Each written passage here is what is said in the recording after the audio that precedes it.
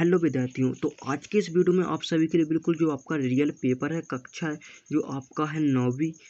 तो दोस्तों आज मैं आप सबको बहुत ही बढ़िया एप्लीकेशन के बारे में बताना चाहता हूं जो डेली हंट द्वारा बनाई गई है। इस साल डेली लर्नर ने आई अचीव स्कॉलरशिप एग्जाम्स रखा है, जिसमें पार्ट लेकर आप laptop, mobile phone, smart watch भी जीत सकते हैं। तो डिस्क्रिप्शन में दी हुई लिंक पर क्लिक करके जल्दी से स्कॉलरशिप में रजिस्टर कीजिए और पाइए 50 करोड़ की स्कॉलरशिप जीतने का मौका। दोस्तों इसकी सबसे बड़ी खूबी ये है कि पहली बार किसी ने बड़े शहरों के साथ साथ छोटे शहरों और ग्रामीण भागों तक क्वालिटी एजुकेशन पहुंचाने का निर्णय लिया है और यहाँ इंग्लिश के साथ साथ हिंदी माध्यम में भी पढ़ सकते हैं। डेली लर्नर जल्द ही अपना ऐप भी लाने वाला है, जहां आपको live classes, study notes, test series और क्यूजेस मिलेंगे। तो आप वेट किसका कर रहे हो? जाइए, लिंक डिस्क्रिप्शन में दे रखी है और इनाम जीतिए। तो कक्षा 9वीं का जो हिंदी का जो पेपर है आप देख पा रहे होंगे, बिल्कुल आपका यहाँ पर कोड देखने को मिल जाएगा।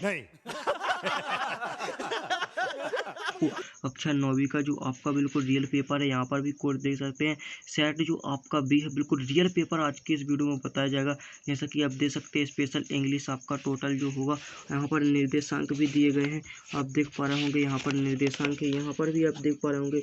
यहाँ पर आपका जो देख लीजिए, यहाँ पर जो आपके जो कोड दिया गया है यहाँ पर भी आपको कोड देखने को मिल जाएगा।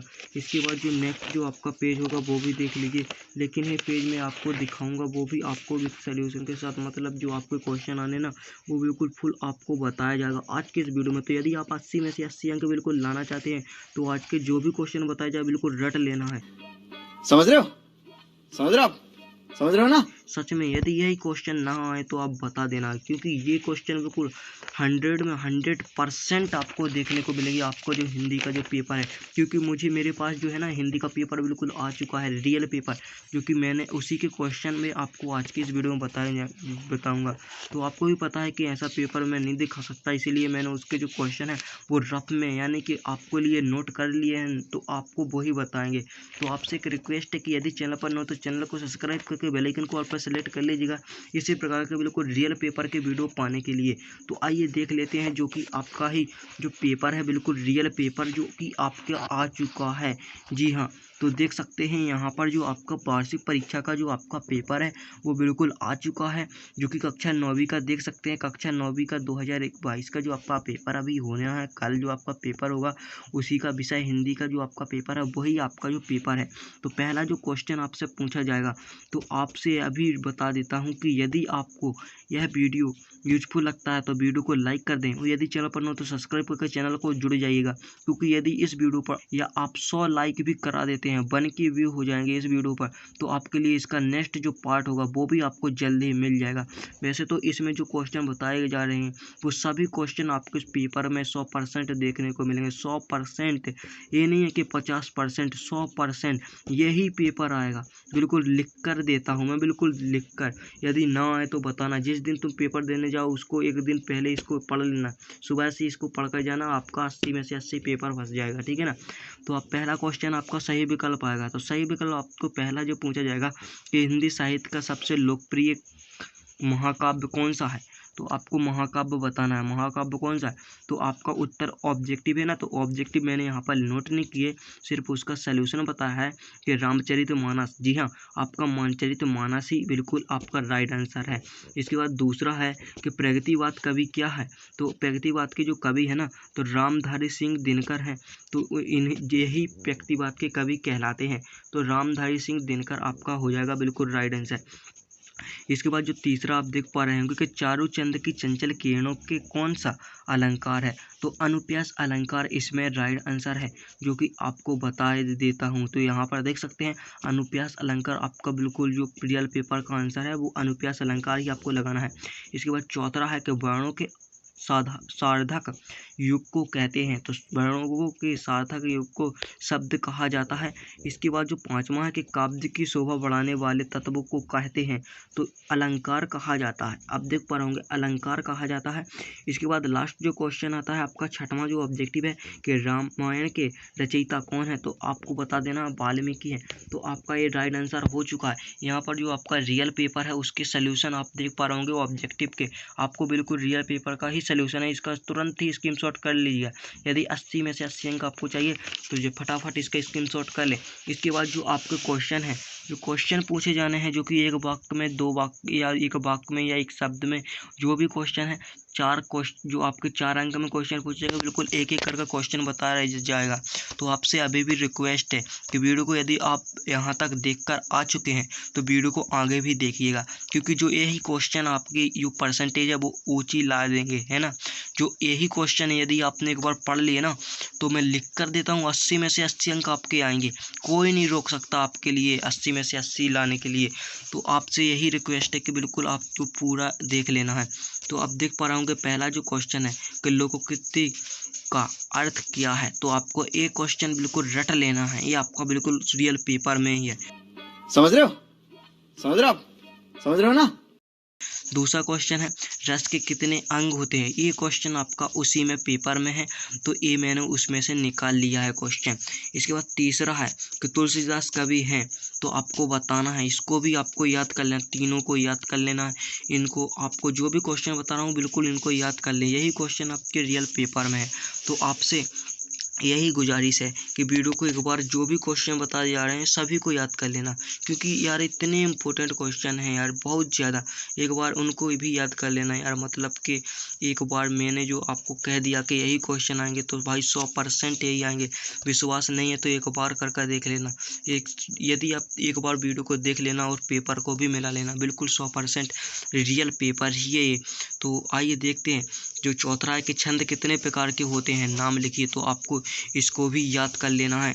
इसके बाद पांचवा है कि अनुप्रास अलंकार की परिभाषा उदाहरण सहित लिखिए। तो आपको इसको याद कर लेना है, क्योंकि अनुप्रास अलंकार की जो मोस्ट इम्पोर्टेंट जो परिभाषा पूछी जाती है। इसके बाद जो छठवां है कि लोकोक्ति व मुहावरा में कोई 4 अंतर लिखिए। तो कोई 4 अंतर आपसे पूछे जाएंगे, आपको बिल्कुल इनको याद कर लेना, रट लेना है, बिल्कुल मैं बता देता हूँ। इसके बाद जो 7वां है कि यौगिक शब्द की परिभाषा उदाहरण सहित लिखिए। अभी तक आपको इनकी याद नहीं है परिभाषा, जाकर याद कीजिए। इनका सलूशन चाहिए कमेंट में मुझे बताइएगा, आपको इनका सलूशन जल्दी प्रोवाइड करा दिया जाएगा। इसके बाद 8वां है कि वीरगाथा काल की 4 विशेषताएं लिखिए। तो वीरगाथा काल की जो 4 विशेषताएं वो आपको बताई जाएंगी। यदि आप ढूंढ सकते हैं तो उनको याद कर लीजिएगा, नहीं ढूंढ सकते कोई बात नहीं, मैं आपको इसका आंसर भी प्रोवाइड करा दूंगा नेक्स्ट वीडियो में जल्दी। तो चैनल को सब्सक्राइब जरूर कर लीजिएगा और एक लाइक जरूर कर दीजिएगा। इसके बाद आता है भक्ति काल की 2 विशेषताएं लिखिए। तो भक्ति काल की तो आपको 2 विशेषताएं याद कर लेनी है। इसके बाद आपका 10वां आता है कि खंडकाव्य और महाकाव्य में अंतर लिखिए, जो कि आपका आना ही आना है। इसके बाद 11वां है कि कहानी की विशेषता लिखिए। तो आपको यदि अभी तक याद नहीं है कहानी की विशेषताएं तो याद कर लेना है, और नहीं है याद तो जाइए वो याद कर लीजिए। इसके बाद आता है नेक्स्ट जो क्वेश्चन है 12वां कि एकांकी की 4 विशेषताएं लिखिए। तो एकांकी की भी आपको 4 विशेषताएं बिल्कुल लिख लेनी है। इसके बाद जो 13वां क्वेश्चन है कि चौपाई छंद की परिभाषा लिखिए। तो चौपाई छंद भी आप जो देख रहे हैं 13वां क्वेश्चन, ये आपका क्वेश्चन आया हुआ है पेपर में, रियल पेपर में, तो आपको इसको याद कर लेना है। और जो 14वां जो आपका है कि यमक अलंकार की परिभाषा उदाहरण सहित लिखिए। तो ये भी क्वेश्चन आपका उसी में पूछा गया है। इसके बाद आता है 15वां क्वेश्चन कि कहानी और उपन्यास में कोई 4 अंतर लिखिए। तो आपको ये याद कर लेने हैं। इसके बाद आपका जो देख सकते हैं 15वां क्वेश्चन हो चुका है। इसके बाद 16वां जो क्वेश्चन है कि जीवनी और आत्मकथा के 4 अंतर लिखिए। तो जीवनी और आत्मकथा में भी आपको 4 अंतर बिल्कुल याद कर लेने हैं, जो कि 100% आपके पेपर में आने ही आने हैं। तो इनको आपको याद कर लेना है। इसके बाद 17वां क्वेश्चन देख सकते हैं जो आपके जीवन परिचय पूछा जाना है। तो जीवन परिचय जो कि 4 अंक में पूछा जाएगा। तो पहला है कि तुलसीदास जी का जीवन परिचय लिखिए। तो तुलसीदास जी का आपको जीवन परिचय याद करना है, क्या याद करना है वो भी आपको बताया जाएगा। तो आप देख लीजिए यहाँ पर 2 रचनाएं याद करनी है। क्या 2 रचनाएं कर लेनी है आपको इनकी याद। उसके बाद भाव पक्ष आपको इनका याद करना है, कला पक्ष याद करना है, और साहित्य में स्थान। तो आपको पता ही है कि साहित्य में जो स्थान होता है वो सबका विशिष्ट या महत्वपूर्ण स्थान होता है। तो आपको इतना याद रखना है, महत्वपूर्ण स्थान। 2 रचनाएं तुलसीदास जी की कोई भी आप कर सकते हैं याद, कोई भी कर लीजिएगा। भाव पक्ष और कला पक्ष बस आप एक बार पढ़ लेना, उसको आपको याद हो जाएगा। और इसके बाद जो आता है हजारी प्रसाद, जो आपका एक और आता है जीवन परिचय, उसको आपको करना है हजारी प्रसाद द्विवेदी और प्रेमचंद की। कोई भी आप कर लीजिए, इन दोनों को ही कर लीजिए, जो बहुत ही अच्छा रहेगा, क्योंकि जो आप है ना वो दोनों को ही याद कर लें।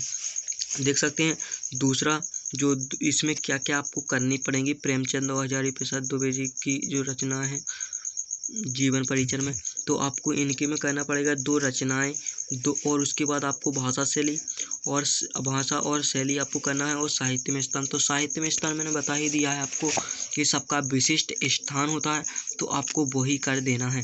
तो यहाँ तक कि आपके देख पा रहे होंगे, यहाँ से आपके जो मोस्ट क्वेश्चन थे वो यहाँ तक आ चुके हैं। इसके बाद जो नेक्स्ट क्वेश्चन आपका पेपर का ही है, तो आप देख पा रहे होंगे यहाँ पर 19वां जो क्वेश्चन है आपका कि चौपाई छंद की परिभाषा लिखिए। तो चौपाई जो छंद की है परिभाषा आपको बतानी है, तो आपके लिए ये याद कर लेना है। तो आपको इसको याद कर लेना है, जल्दी से जल्दी आप इसको याद कर लें। इसके बाद 20वां है कि जिलाधीश महोदय को परीक्षा समय में ध्वनि विस्तारक यंत्रों पर प्रतिबंध लगाने हेतु प्रार्थना पत्र लिखिए।